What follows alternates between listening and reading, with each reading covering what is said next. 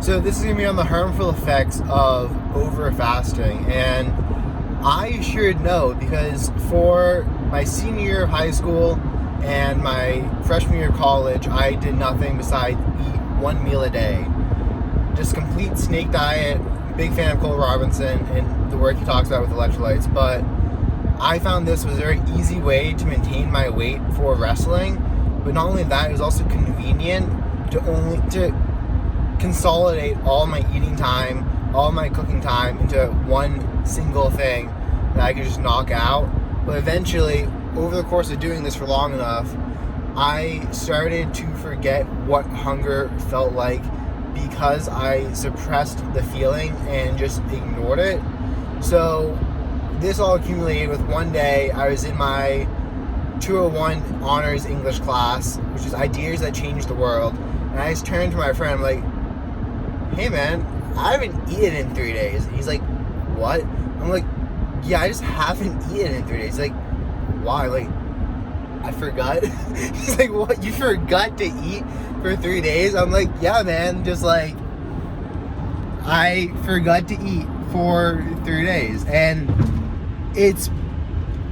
while it sounds funny, that kind of was funny, the unfunny part was learning what hunger was, because after ignoring my body and the signals that I was sending to my mind, and I was getting off this whole time on the fact of like having the sheer mental presence and like mind over body. I was loving it. I was like, I am the strongest person. I can do whatever I want. But I mean, your body sends signals to your mind for a reason. It's not just doing it because it feels like it. It's not doing it to get its kicks off. It's doing it because that's what your body needs. Like, when your body tells you it needs food, you should listen to that and you should eat. And like, I had lost the ability to understand my body and to allow it to communicate its needs to me. And during this whole time, my lean body mass eventually stalled out, and I wasn't able to get leaner no matter really how much I was lifting or how little I ate or how long I went between. I even tried doing 48-hour fasts, but that still wasn't helping. And eventually I discovered the reason was the over fasting was producing too much cortisol, which was sending my body into a stress response. And when your body is stressed out, one of the survival mechanisms it employs is to hold on to body fat because it thinks that you're going to need it. So that is one of the downsides. The other downside is eating a meal a day, especially when that meal happens to be 3,000 to 4,000 to 5,000 calories, isn't the best for your breathing. And to get into that, I've recently been doing a lot of conscious breathing, a lot of Wim Hof exercises, and found it very beneficial to take deep belly breaths. But when you eat that much food, you look pregnant. You feel pregnant. Like, I literally have like 4 to 5 pounds of food in my stomach with all the water I just consumed during that meal.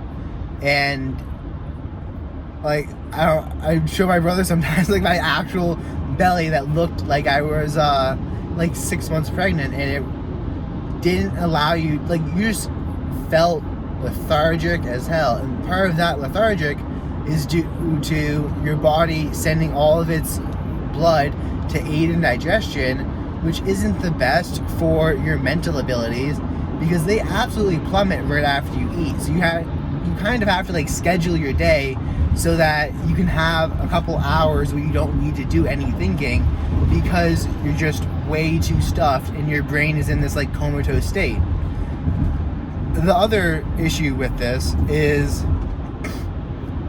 the expanded stomach puts pressure on your lungs, stopping them from being able to take very deep belly breaths, and you can only take shallow, like, upper chest breathing because your stomach is literally at its capacity. And through the years of doing this, I expanded my stomach to the point where I could consume thousands of calories in a single meal. So, I mean, I can eat more food than anyone I know. I can eat more food fasting than anyone I know, and it would probably be on the level of a little less than most competitive eaters. However, it's not good for your body, and I had to learn this. And what else do I want to add? Oh, my neck. That's gonna be another video. I'm doing how I'm solving my neck issues, which is I've had neck stiffness for the past like 3 years, and eventually realized that nothing was gonna change no matter how many different sleeping positions I tried, how many different pillows I tried. So now I'm trying a bunch of different stuff, front neck bridges, this like cervical, I'm not sure if I'm saying that right, but it's like this foam thing you lie on, getting a neck massager, but that's gonna be its own video. Fasting, breathing. And I'm sure I would have had even more profound and worse results and stopped fasting earlier if I was doing a more American or standardized diet. But during this time, I was doing the carnivore and the keto diet. So I was putting away like, I don't know, 12 eggs, 2 packs of sausages, a pound of bacon, and that would be like a single meal. And I'd literally like fry all this up in a pan and then eat it. I have some photos. I'm filming this on my phone, so I can't really exactly add them to the video right now. But literally like piles of food that I just put away. Anyways, I do think fasting is a useful tool. I do still fast. I do enjoy the occasional 1 day or 3 day fast, but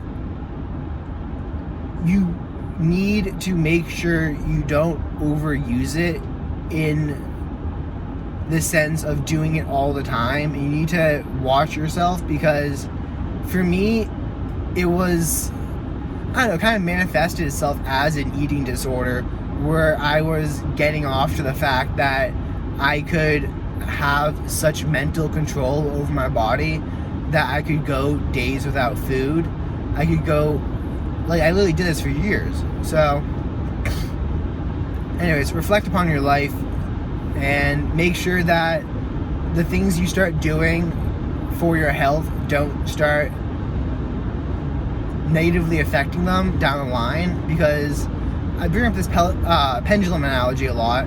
It's like you swing from one side to the other side, and then you find your way back to the middle and you realize what balance is. But if you take up running and then you start running a lot and then you get injured and then you try to run through your injuries, now you're being stupid, because you most likely took up running to become healthier, and then running through your injuries is destroying your body. So you need to rest, especially if you ramp up too quickly, which is a whole other story I did, where I realized that my cardio from years of wrestling far outpaced the ligament strength in my feet, and I wound up running a couple half marathons, a 20-miler, and I just injured myself. But I don't know, be smart about how you exercise and make sure to exercise. So peace out.